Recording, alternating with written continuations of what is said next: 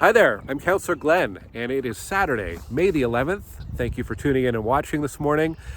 This morning, I'm in the Mapleton community, and I'm standing just on the east side of Poole Creek. If you can see some rooftops behind me, those are some rooftops in the Fairwinds community.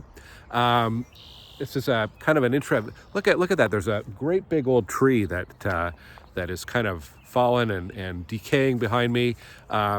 Almost like a canyon here in the Poole Creek Valley as it crosses through. On the other side of the camera, just a little bit over there, I can see Maze Park, which is a beautiful new park, part of the Mapleton community, and you can access all of this off of Maple Grove Road. Look for Roger Griffiths Avenue, and yeah, it's maybe a place to explore today before it starts to get rainy. I've got lots of updates. I wanted to start with a couple of city things, quick city things. Look at some events that have happened in the last week and are coming up this week. I've got a couple of really nerdy policy things at the end, so I'll leave those to the end today. Stay with me if you can. All right, first of all, the garbage limit. We've had a few questions about when does the new garbage bag limit come into effect. It's September 30th this fall.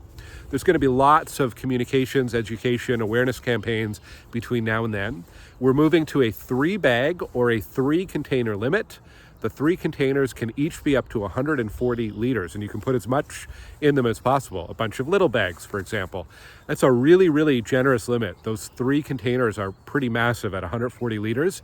And of course, you can have unlimited compost in your green bin and unlimited recycling in your black bin or blue bin. But that's coming up September 30th. More to come.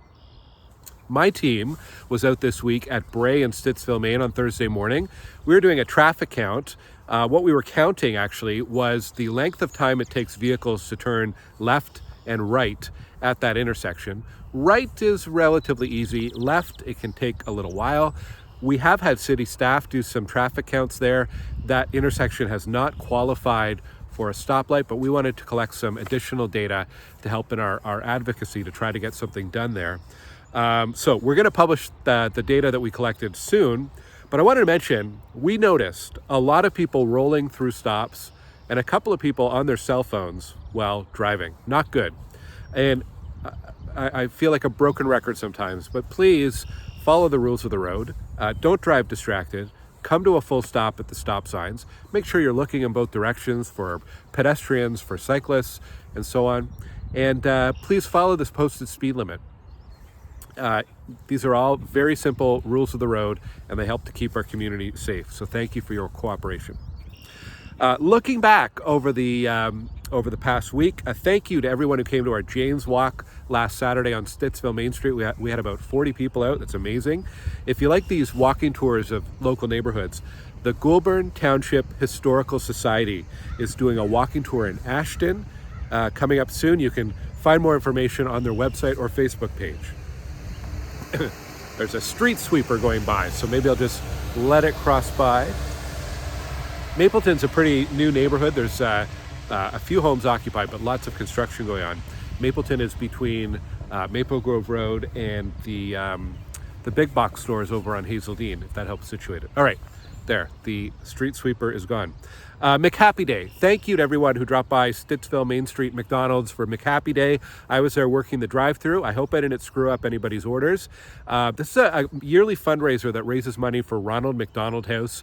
Ronald McDonald House is they're over by Chio, and they provide housing for parents and families who have kids who have extended stays at Chio. So a really, really good organization. And thank you to the folks at McDonald's for a very warm welcome. It's always a fun night there. And thanks to all the residents who made a donation. I want to say congrats to the volunteers and organizers of Parkrun. They had a very successful inaugural run last Saturday morning. Over 100 people out, and they're doing it every single week, 9 a.m. on the Trans-Canada Trail near Granite Ridge. The Ottawa-Carleton Trailway Parkrun here in Stittsville, and anyone can join. It's absolutely free. You can run, you can walk, run, and really great event. So good luck with edition number two today. Lots of events happening in our community today. It is Mother's Day weekend, so the Goulbourn Lawn Bowling Club is holding an open house today.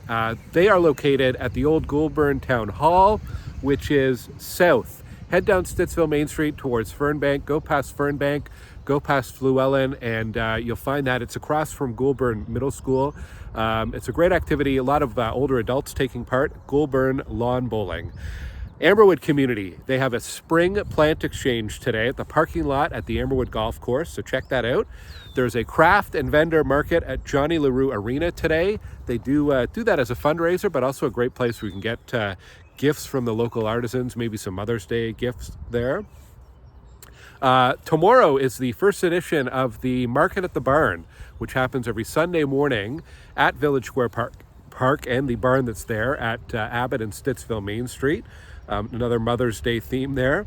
And this morning, actually, if you're on Stittsville Main Street, you will see and you will hear a lot of motorcycles. They're there for the Ride for Disabled Vets. The Ride for Disabled Vets. It's a annual fundraising ride. Starts at 10 a.m. at Brown's, and they go out through, excuse me, they go out through the Ottawa Valley, then they come back and they end at 2 p.m. at Brown's. They have a big barbecue there. But if you hear some motorcycles around 10 a.m., that's what it is. Some events coming up.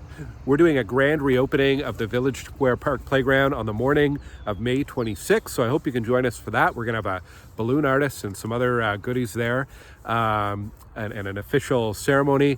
For folks who've emailed us about the play structure at Village Square Park, the new one, there are some modifications being made to make it a little easier for kids to climb, so that's coming soon. But anyways, May 26th, join us for that reopening. June 13th, we're doing a Councillor Chat with Ottawa Police on community safety and policing. So you can register for that on my website. It'll be June 13th in the evening at St. Andrew's Church. If you have any concerns at all about police and safety in your community, maybe it's car thefts, maybe it's, I don't know, break and enter. Any questions or concerns that you have police, you can bring them here. We're going to hear as well about the new community policing strategy. So that'll be super interesting. June 15th is our Welcome to Stittsville Festival. We are really looking forward to this one. We have over 50 participants so far, and we have room for more. So we're showcasing the multicultural heritage of Stittsville residents. And we're looking for performers. So if you're a Scottish dancer or an Irish dancer, maybe you want to come and perform on our stage. If you want to showcase the cuisine of your country, maybe you're an Italian chef and you'd like to showcase something, we'd love to have you there. Maybe there's some fashion from South America or from Asia that you'd like to showcase. Anything like that. You don't have to be a formal group. In fact, we have a lot of people who are just residents or families who come out to share their culture with us on June 15th. We're also looking for volunteers, so if you're looking for volunteer hours or just a way to give back to your community, please get in touch. And I want to say thank you to our sponsors, a number of local businesses who have stepped up to support this great event. Cocoa Mutts, Nobility Performance, Jameel Insurance, Unity Compounding Pharmacy, and Or Motors. So thank you to all of you for your support.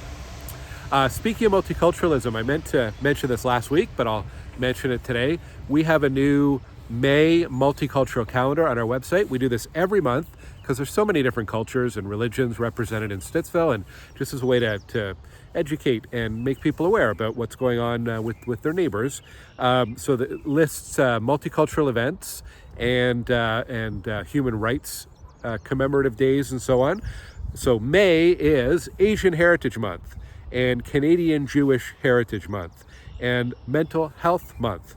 And then we have individual days as well, like this week, Moose Hide Campaign Day is coming up. That's a day that brings awareness to stop violence against Indigenous women. So lots there, and you can find that on my website. Okay, I promised I'd bring you a couple of really nerdy things, policy things at the end. A couple things we dealt with at committee this week. One is development charges. We raised development charges by just a little bit, a few $1,000s. This is a fee that's charged to developers for every new home or apartment or commercial or industrial as well. And there's been a bit of controversy, people saying Ottawa should not be increasing these because it would affect affordability. And I suppose it does a bit because the builders obviously pass on the cost to home buyers. We raise it by a few $1,000s, a tiny fraction of what homes are selling for. But this is how we raise money in Ottawa for infrastructure. So for roads, sewers, water, transit, libraries, fire stations, police stations, all of the things that you need to make a functioning community. This is what we have development charges for. So if we didn't charge development charges, one of two things would happen. These projects would slow right down. Probably the roads would get built and the sewers and the water would get built. But a district park like Fernbank District Park or Canada West District Park, you'll be adding a ton of time before they get built. Or if there's a library plan, it just takes longer to get built. Or if there's a new road like Robert Grant Avenue, we are collecting development charges to go towards funding Robert Grant Avenue. If we put a stop to that, that road's going to take years and years and years to get built. It's taking long enough as it is. The other thing we could do, we could delay, that's one thing. The second thing we could do is we could shift that to property taxes. But if you're concerned about affordability, that would immediately add hundreds, maybe thousands of dollars to some property tax bills. We're talking about billions and billions of dollars that we collect through development charges. Now, it's not a perfect system, and I think it does put some undue burden on new home buyers, and it does affect the cost of new apartments, absolutely. We're starting to see some signals from the provincial and the federal government that they're going to start providing some replacement funding or top-up funding for infrastructure. That's great. We need some details on that, and hopefully over the next few years, we can use that money to offset development charges so that we can either freeze or start phasing out development charges in the coming years and replace that with money from the other levels of government. So, but we'll see, and more to come. I have some information about this, I think, on my website. If not, I'll post some over the weekend, some more background. Okay, the other one I wanted to mention, the other nerdy thing is APS, the Administrative Payment System. Again, we talked about this at committee. So right now, the things like parking tickets, speed camera tickets, and red light camera tickets, if you go to contest those, for example, you have to go to a justice of the peace in a provincial court. There is a huge backlog right now at those courts because, there's only 2 judges for all of Ottawa to hear cases. We used to have 4 pre-pandemic, now we have 2, and there's a big backlog, and it means that it'll take a long time for your case to be heard. We're also seeing where some more serious cases are being withdrawn because of the time it takes to get in front of the courts, which is not good. So Ottawa's moving to a system that Hamilton, Toronto, and a few other cities in Ontario use called the Administrative Payment System. And basically, the whole process around administrating and contesting tickets is done by kind of a City of Ottawa organization. We would hire independent hearing officers to act as the adjudicators when you want to contest something. The benefits, there's a few, 3 I'll mention. The benefits are cases get heard quicker. So if you want to contest a ticket, it'll happen a lot more quickly and efficiently. Number 2, it costs the City of Ottawa much less. And number 3, it means that we can take some of these lower priority things out of the provincial court system so that the provincial courts can be focused on more important things. I'll give you an example of things that one thing that the provincial court deals with is aggressive dogs, right? We've talked a lot about that in Stittsville. It takes months, sometimes over a year, for some of these cases to be heard, and that's just because of the backlog. So if we can move that out of the provincial courts with parking tickets, speed cameras, and red light cameras, that's a real benefit to making that system work more efficiently for residents. All right. Was that too nerdy? Was that too much info? Hopefully a little bit of interest. This is what we do all week long at City Hall. Thank you for watching. I hope you get out before it starts to rain. Maybe explore your neighborhood, go for a walk, go for a bike ride, maybe come over here to the Mapleton community and check out the progress here. Thank you for watching. Have a great Mother's Day weekend. Take care.